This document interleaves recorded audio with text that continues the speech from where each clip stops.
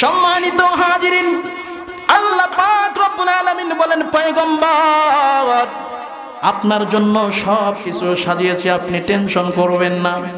এমন একটা খেলা দেখাইব গো, হাসরের ময়দানে সমস্ত পয়গম্বরগণ আপনাকে দেখে আফসোস করতে বাধ্য হবে। বলেন সুবহানাল্লাহ।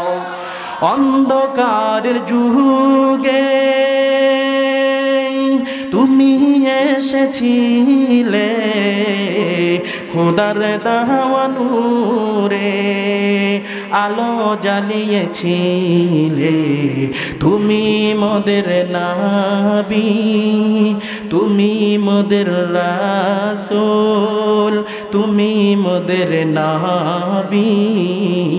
তোমার জন্য সৃষ্টি হয়েছে পৃথিবী, ঠিক না? সম্মানিত হাজিরিন, কুরআনুল কারীমের এমন এক টাইমে আগমন, যে সমাজে শুধু তাদের অর্থনীতি ব্যবস্থা ছিল সুদ ঘুষের অর্থনীতি ব্যবস্থা।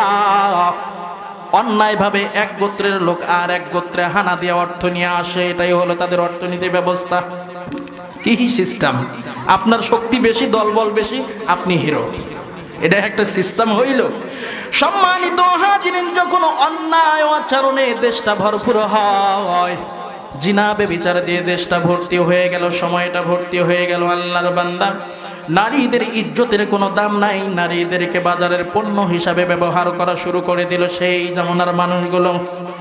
আল্লাহ ডাকতে বলেন, পয়গম্বর ধৈর্য ধরেন, এমন ভাবে তাদেরকে সাইজ করব, সাইজ করার হাতিয়ার আমি আল্লাহ পাক কুরআনুল কারীম আপনার হাতে উঠাইয়া দিলাম। চিৎকার মেরে বলেন সুবহানাল্লাহ। বিশ্বনবী এখানে অনেক নির্যাতন সহ্য করলেন, সেই তাইফের ময়দানে পুরা রক্ত লাল হয়ে গেল। পয়গম্বর বলেন, সেই দিনও এমন ভাবে পাথর আঘাত করা হয়। আল্লাহর বান্দা, একজন মানুষ গোসল করলে যে রকম পুরা গা ভিজে যায়, তেমনি ভাবে পয়গম্বরের পুরা শরীর রক্তাক্ত হয়ে গিয়েছিল। পয়গম্বরে তোমার খাবার পরেও আল্লাহ ডাক দিয়ে বলেন, পয়গম্বর সামরিক কষ্ট, আল্লাহর বান্দা সামরিক একটু কষ্ট সহ্য করে নাও। পয়গম্বরের প্রতিটা সময় হলো উম্মতের জন্য শিক্ষা। দুনিয়ার জিন্দিগি কখনো মায়ের খাইতে হবে, তবে ইসলাম ভোলা যাবে। জোরে কর না কেন? মায়ের আসবে, ব্যবসা বাণিজ্যের উপরে চাপ আসবে, স্ত্রী সন্তানের উপরে চাপ আসবে। আল্লাহর বান্দা, এমনও হতে পারে আপনার সন্তান আপনার বুক থেকে কেড়ে নিয়ে জবাই করা হবে, আপনার উপরে আঘাত করে রক্তাক্ত করা হবে। এ যুবক ভাই, ইমানদার কারে কয় জীবনের ভয় করো কেন রে ভাই? মোমেন কখনো দুনিয়ার বুকে জীবিত থাকার জন্য পদার্পণ করে না, মোমেন সদা সর্বদা মৃত্যুর জন্য প্রস্তুত থাকে। কথা বলেন ঠিক কিনা? আল্লাহর পয়গম্বর ডাক দিয়ে বলেন, এমন এক সময় যখন আমার হাতে আসলো, হিজরত করে মক্কার জমিনের কাফের বেঈমানের অত্যাচার সহ্য করতে পারলাম না। আল্লাহ পাক বলে, আপনি মদিনায় আসেন। পয়গম্বর মদিনায় আসলেন। এইবার শুরু হলো এক এক করে আল্লাহ পাক রব্বুল আলামিন কুরআনুল কারীমের আয়াত নাজিল করেন। আল্লাহর বান্দা জিহাদের আয়াত নাজিল হয়ে গেল। আল্লাহর পয়গম্বর বলেন, সাহাবীরে অনেক কষ্ট করেছ, আর নয়, আর নয়, এইবার রুখে দাঁড়াও, এইবার রুখে দেওয়ার পালা।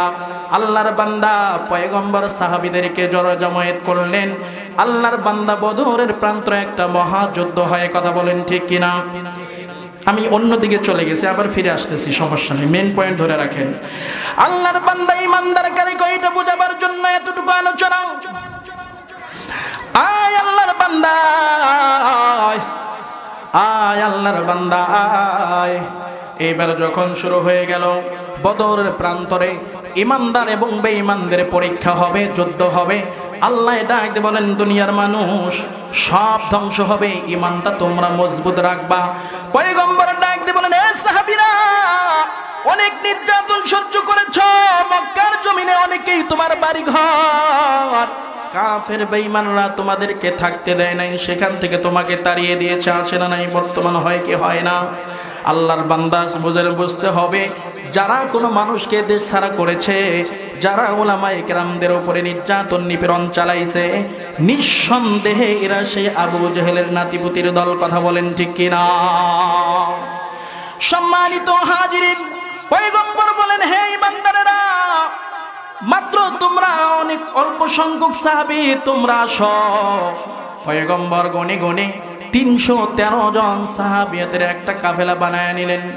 আল্লাহর বান্দা পয়গম্বর ডাক দিয়ে বলেন, সাহাবীরে ভয় করিও না, ইমানদারের সঙ্গে মহান আল্লাহ পাক রব্বুল আলামিনের রহমত আছে, তোমরা সামনে এগিয়ে চলো।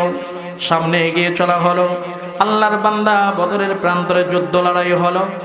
একদিকে জীর্ণ শীর্ণ মাত্র 313 জন কাফেলা মুসলমান ইমানদার, ভিন্ন দিকে অস্ত্রে শস্ত্রে সজ্জিত 950 বা 1000 জন কাফের মুশরিকরা।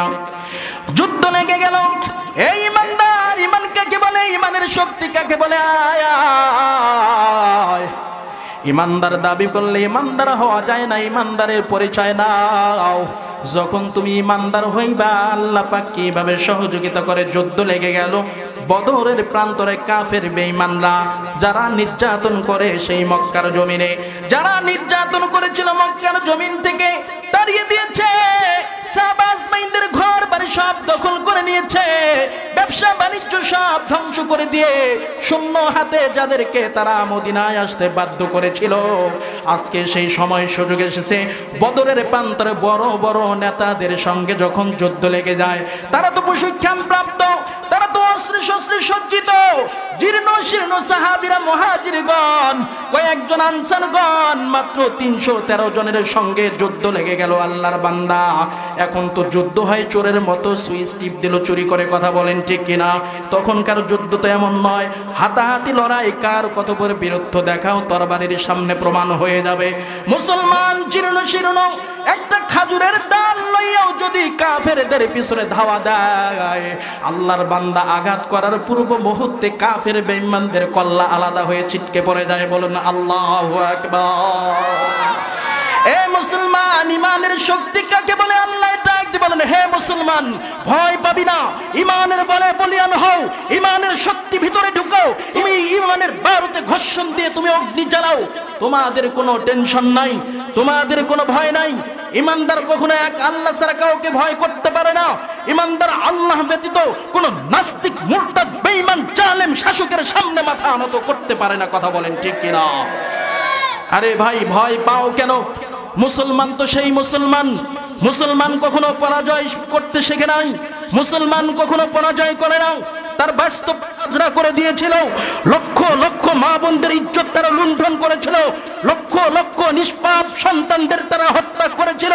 20 বছর ধরে তারা মুসলমানদের উপরে স্টিম রোলার চালিয়েছিল, কিন্তু ইমান থেকে তারা দূরে সরে আসে নাই। আল্লাহ পাক রব্বুল আলামিন এমন ভাবে একটা দৃষ্টান্ত এই দুনিয়ার বুকে আল্লাহ পাক কায়েম করলেন, সেই বিশ্বের সবচেয়ে বড় নেটওয়ার্ক